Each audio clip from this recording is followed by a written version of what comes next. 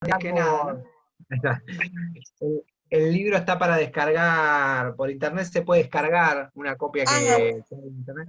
Hay un compañero hizo una copia, está subido a internet. Y también está, yo hice la tesis de maestría justamente también sobre Forja, pero sobre las publicaciones periódicas específicamente, y también eso se puede descargar de internet, la tesis. La tesis está inédita, lo otro es el libro está editado, pero también se puede así en forma libre y después, gratuita. bueno, después lo pasás, Juan. Perfecto, si entra en mi página que Dale. es Patria sí, Colonia no, Juan Godoy sería, ahí al costado uno le cliquea y entra. O si no, también la página de la Valdrich, ahí lo subió el compañero ahí. Ahí está, Creo que el link de buenísimo. mi página incluso te vincula ahí, una cosa así.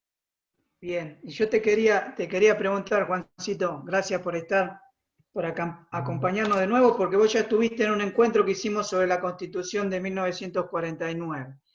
Tal cual. Eh, ¿Cómo estaba cuando vos tomaste la temática de Forja? ¿Cómo estaba el estado de la cuestión investigativa sobre la temática? ¿No? Porque Bien. hay muy poco, o había muy poco escrito sobre este grupo que fue tan importante para el pensamiento, para estos dos movimientos nacionales y populares que tuvo la Argentina. Tal cual. Bueno, por un lado, bueno, agradezco la invitación a estar charlando de nuevo esta tarde, ya casi noche, me parece, con ustedes. La verdad que la otra vez estuvo muy, muy, muy entretenido, muy cómodo todo, así que buenísimo estar charlando de nuevo. Con lo de con lo del estado de la cuestión de Forja, justo vos decías del curso de los malditos, y en algún lugar también nosotros, o desde algún punto de vista, podríamos pensar en Forja como una agrupación, si se quiere, también maldita en este sentido, ¿no? Nosotros sabemos que los malditos, ahí Matías lo sabe muy bien, ¿no? Digamos que no son malditos por ser malos, sino por haber sido personajes, o en este caso yo diría una agrupación silenciada por los instrumentos culturales, ¿no? De difusión de la cultura. Y Forca aparecía en cierto punto como una agrupación maldita, un tema subestudiado, aunque eso no quiere decir que no estuviese estudiado. Había algunos estudios, y a mi entender, muy buenos sobre la cuestión. Seguramente, quizás me olvide alguno en el breve recorrido que hago ahora a partir de la pregunta de Matías, eh, que era fundamentalmente, teníamos un trabajo de Arturo Jaureche. Jaureche, como nosotros sabemos, fue integrante de Forja, miembro fundador. Ahí está el material de Jaureche, que es justamente Forja y la década infame, donde Jaureche hace en una introducción que hace una suerte de, cuenta un poco de la historia de Forja, algunos puntos principales, y en la segunda parte recopila varios de los documentos de Forja. Después teníamos un capítulo del libro de Hernández Arregui, el capítulo 4, si yo mal no recuerdo, de la formación de la conciencia nacional, un gran libro, bueno, lo tomaron ustedes cuando fue lo de los malditos Arregui, gran pensador, gran libro, y ahí había un capítulo sobre Forja, un capítulo muy, muy, muy bueno. Después teníamos también un libro, quizás hoy un poco difícil de conseguir, sería muy bueno a veces que algún editor quizás lo pudiera reeditar, no sé, yo desconozco el tema de los derechos, que es el libro de Sena, de Miguel Ángel Sena, que es Forja, una aventura argentina. Eso se editó en un tomo y en dos tomos, ¿sí? Es de Editorial Belgrano, en las dos ediciones. Un libro muy bueno a partir de entrevistas y trabajo de archivo de escena. Juan, mirá, Ahí lo muestra. ¿lo ves Ahí, ahí? ¿Se ve? eh, es que yo estoy con el cielo ahí, no te veo justo. Creo que Ah, justo. bueno, ahí se lo muestro a los Ahí sí, ahí te compañeros. veo, ahí está. Ahí lo muestra Matías, tal cual. Libro muy bueno el de escena ese. Y parece todo arreglado. Yo voy diciendo que Matías tiene ahí, va sacando. Viste, te Ahí. fallé con las imágenes, pero tengo los libros acá a mano. Muy bien. Y después tenemos también dos o tres cosas más, así bien, digo lo central, ¿no? Que eran los trabajos de Norberto Galasso sobre Jaureche y sobre Scalabrini Ortiz, que si bien son sobre la figura de Jaureche y Scalabrini, cuando llega a Forja hace un poco una historia de Forja, centrado en el de Jaureche en el otro en el de Scalabrini, pero es un poco una historia de Forja. de varias páginas, con un trabajo de archivo muy importante de Norberto, digamos, rescatando ya nuevamente a esta agrupación que durante varios años había estado un poco, también había sido de nuevo dejada de lado. Después tenemos los trabajos fundamentalmente de Pancho Pestana, de Francisco Pestana y varios compañeros más, que compilaron varios libros a partir del archivo de un forjista que era marplatense, Francisco Capelli. Ellos editaron 3 tomos, que eran Forja en la época de Forja sería, y después un tomo Forja en la época del peronismo, que sería como, ya se había desintegrado la agrupación, pero cómo siguieron los ex forjistas en el peronismo, y finalmente el forjismo, digamos, o los ex-forjistas en la época de la resistencia peronista, el tercer tomo, y ese grupo también, como Pancho, Pestana y demás, habían hecho artículos y demás, también se habían dedicado a rescatar la memoria de Forja, hicieron una muestra incluso de Forja. Hubo un forjista que era muy joven, los que son más grandes seguramente lo deben recordar, que era Darío Alessandro. Digo, lo deben recordar porque Darío fue forjista muy joven, debería ser de los más jóvenes, con Cafaso, que era del norte, de Tucumán, si yo mal no recuerdo ahora, que también era muy, muy joven. Tan así que en la década del 90 Darío Alessandro participó del grupo de los 8, ¿sí? Es el mismo Darío Alessandro, ya un Darío Alessandro más grande, que murió en 2000 y pico. Y Darío se había dedicado toda su vida a recopilar el material de Forja, ¿sí? Con parte de ese material es el que trabaja Norberto, y después ese material fue donado a la Biblioteca Nacional. Yo fundamentalmente con lo que trabajé, además de estos trabajos que, que sirvieron fuertemente para la realización del laburo, fue con el archivo de Darío Alessandro de la Biblioteca Nacional, y también con un archivo de Arturo Jaureche, que fundamentalmente tenía algunas publicaciones periódicas un poco complejas de conseguir. Ese es un poco el laburo. Ahora debiera sumar también, que se lo voy a pedir al compañero acá Matías, su trabajo de Forja, así para irlo sumando a este rescate de la agrupación. Pero bueno, un poco ese es el recorrido, o quizás de los principales, quizás me esté olvidando alguno ahora, pero son Juan, un poco de los principales textos en torno específicamente a la este te temática de quería Forja. decir también, que vos citás en tu obra Ahí lo los veo. escritos inéditos de Jaureche, que Los escritos, y ahí estoy buscando, los escritos la inéditos. la editorial Corregidor. ¿Te acordás que en el 2002 se hizo la Tal cual, muestra, la de Basta de exactamente. Sonceras? Exactamente, por ahí tengo las entradas de esa muestra, pero están un poquito lejos, creo. Para mostrarla, ya que estábamos mostrando imágenes. Pero digo que es interesante la entrevista que le hace Luis Alberto Romero Muy interesante, tal cual. a Jaureche en la década del 70, porque él es como un libro de memorias, ¿no? Como esa segunda parte que no escribió ahí en De Memoria, en Pantalones Cortos, que fue la última obra de Don Arturo. Tal Digamos. cual, ahí esa entrevista que le hace Romero a Jaureche es una entrevista muy buena. Aparte nosotros sabemos Jaureche y Romero, padre, están enfrentados políticamente, ¿no? Romero entró a la universidad con la intervención después del golpe del 55, y creo que varios quizás recuerdan que Jaureche llamaba a los profesores de la intervención universitaria del 55, decía, como a los profesores que habían sido docentes durante el peronismo le decían que eran flor de ceibo.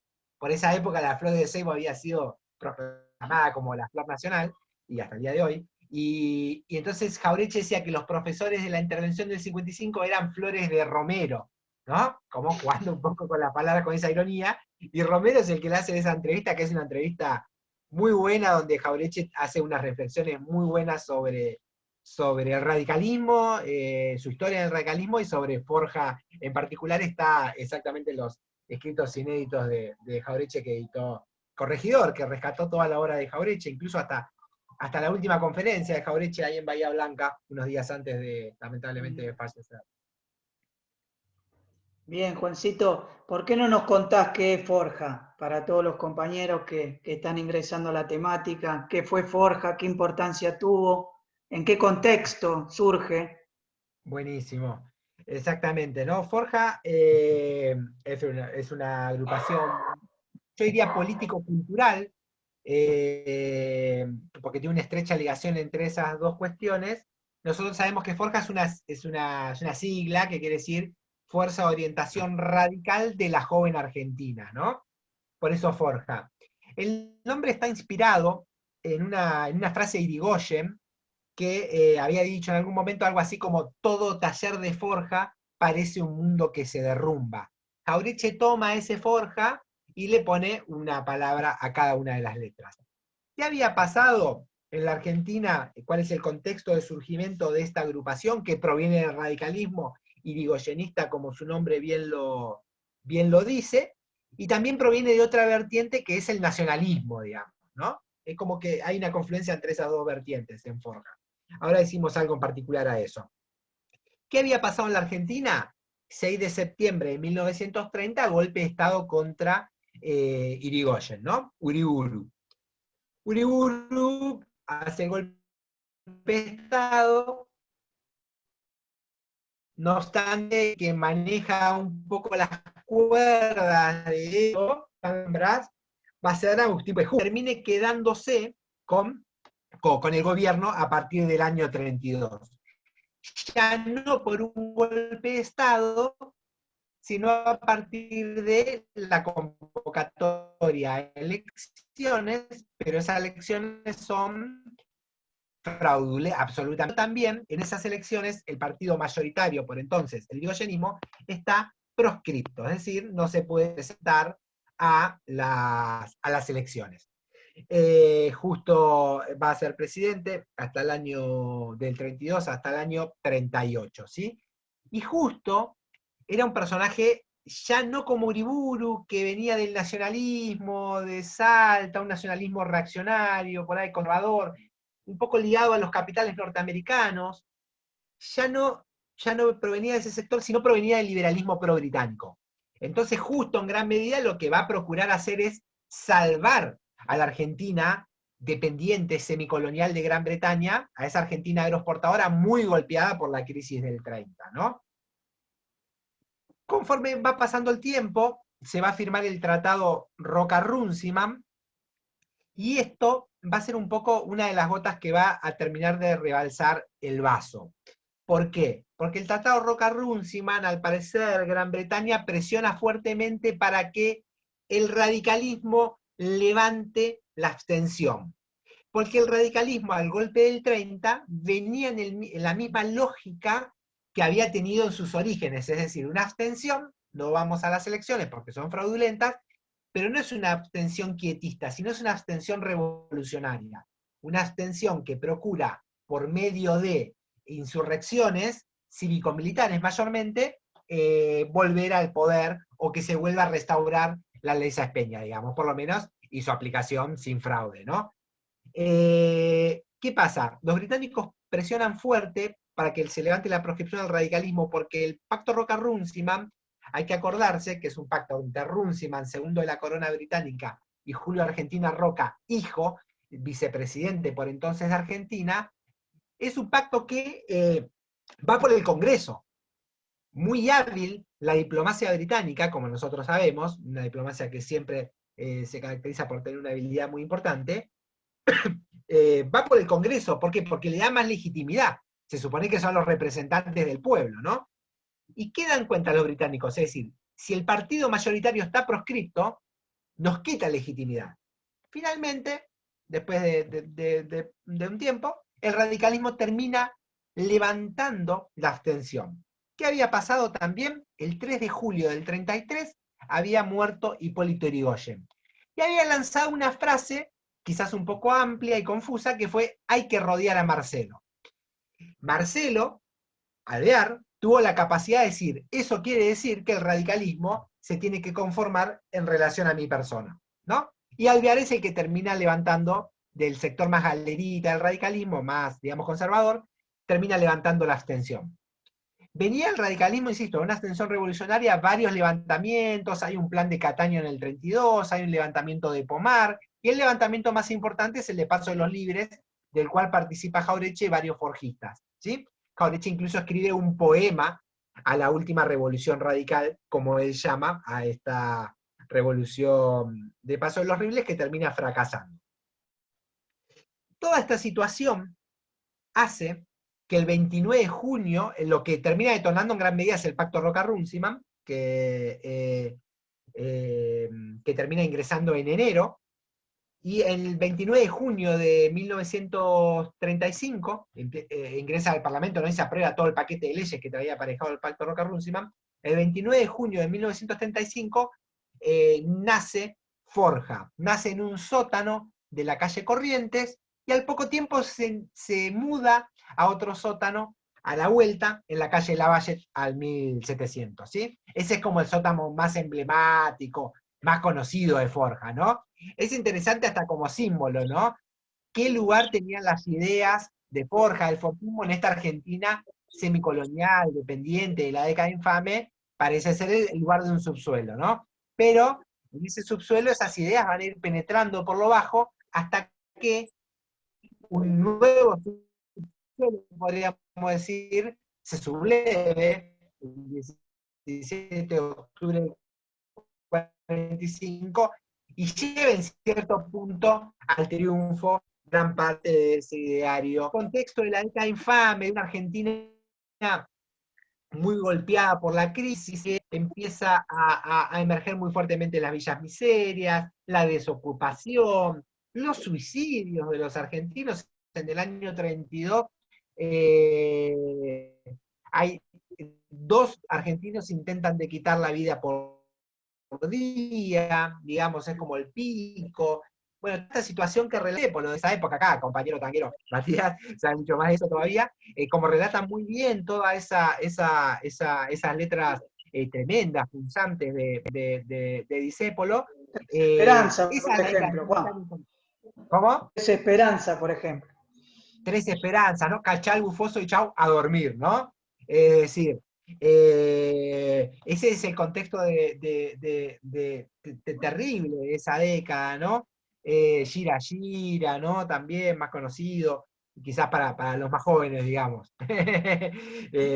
O para ahí no tan tangueros, que como le hicieron los Piojos habían hecho un cover de esa, ¿no? Bueno, cuestión. No, ese es el contexto en el que emerge Forja, que proviene del radicalismo irigoyenista. Dicen, nosotros vamos a traer las banderas más revolucionarias del irigoyenismo, las vamos a volver a traer a la política argentina, y proviene también del nacionalismo. ¿Por qué? Porque Forja va a tener un vínculo también con todo el sector del nacionalismo presente en los 30, pero va a tener una diferencia fundamental, que el nacionalismo de Forja es un nacionalismo popular, porque Forja identifica a la nación con el pueblo y piensa que la construcción política debe ser desde el pueblo mismo, ni siquiera para el pueblo, sino desde el pueblo mismo, ¿no? Entonces la nación es el pueblo y la construcción es desde el pueblo. Esto lo diferencia claramente del nacionalismo oligárquico, ¿no? De ese nacionalismo elitista, ¿sí? Entonces, para Forja, en gran medida, la nación está en el futuro, dice Jaureche. En cambio, para el nacionalismo oligárquico reaccionario, piensan que la nación fue derogada y hay como que volver a un orden anterior de las cosas. Y fundamentalmente ese nacionalismo es un nacionalismo elitista, que le tiene aversión, que no le gusta al pueblo, podríamos decir, ¿no? Entonces Forja proviene de esas Justo, nuevas y surge en este contexto particular. no, te quería hacer una referencia, justo que hablamos de Arregui, que vos nombraste el libro La formación de la conciencia nacional y que vos ahondás en tu libro de la temática del nacionalismo, ¿no? Porque se ha hablado mucho en la Argentina, se ha escrito demasiado, creo yo, y recordaba en la universidad nos hacían leer un libro de Romero, Las ideas políticas en la Argentina, donde Romero dice todo nacionalismo es fascismo, ¿no? Entonces, ¿cómo refutamos esta idea fuerte de la historia social que entra en las universidades argentinas? Bien, tal cual, ¿no? Ese libro de Romero que sigue siendo pilar de prácticamente de todas las cátedras, ¿no? En el ciclo básico, incluso de la Universidad de Buenos Aires, es uno de los libros puntales, ¿no? No casualmente, y donde está esa idea fuerte. ¿Cómo nosotros podemos pensar el nacionalismo? A mí me gusta pensarlo justamente desde Hernández Arregui, como me daba el pie el compañero. ¿Por qué? Porque Arregui dice, bueno, identificar a todo nacionalismo con fascismo es José Luis, y tal cual para el compañero que pregunta, José Luis Romero, no Luis Alberto, que es el hijo, Arregui dice, identificar a todo nacionalismo con el fascismo, con el nazismo, digamos, es erróneo, ¿no? ¿Por qué? Porque primeramente hay que distinguir, dice él. Hay que hacer dos distinciones. La primera distinción fundamental es que es diferente si nosotros hablamos del nacionalismo de un país opresor al nacionalismo de un país oprimido. Diferencia primera, ¿no?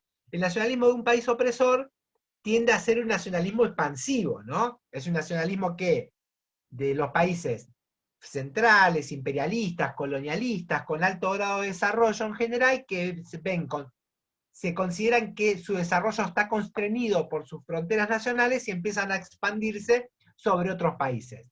Esa expansión puede ser en forma directa, colonizando directamente otros pueblos, otros países, o la forma primordial, por ejemplo, de Gran Bretaña y más del siglo XX, que es la expansión indirecta, ¿no? Digamos, volviendo a los países no colonias, sino semicolonias, ¿no? Dándole una apariencia de ser un país soberano, pero una realidad de ser un país dependiente.